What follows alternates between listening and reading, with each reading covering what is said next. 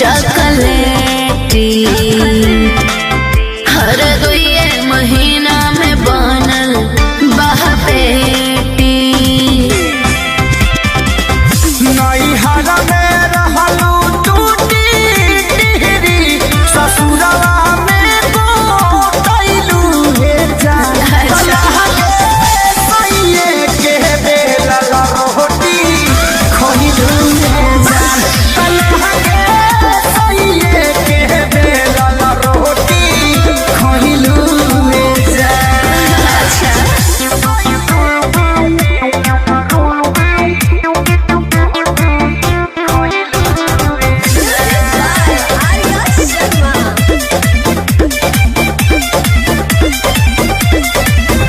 कहवन विटामिन तोहार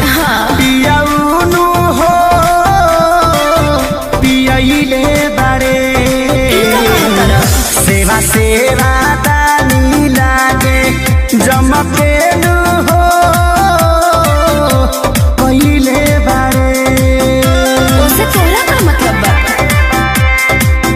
सुख बाबे है कतना कही हो हम दिन भर बैठल रही हो का बुझला शारदा कपूर जटा हुन बोल कैसे हो बैलू रे जान सैये के बेलल रोटी खइलू रे जान सैये के बेलल रोटी खइलू रे जान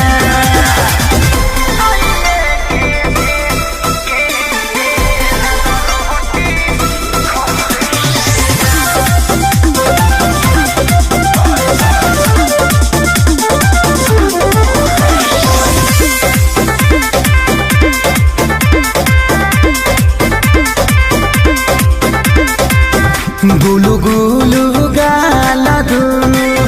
भइल बा हो पुहा जइसे ना हो बोलाए सहार को काला गइलू नु हो कि गो रइलू वैसे हर सोनू के करदानी के ई पानी है जवानी के समझे विशाल आखे सारी के लागे तू भूलैलू रे जान लागे सैये के बेलल रोटी खइलू रे जान लागे सैये के बेलल रोटी खइलू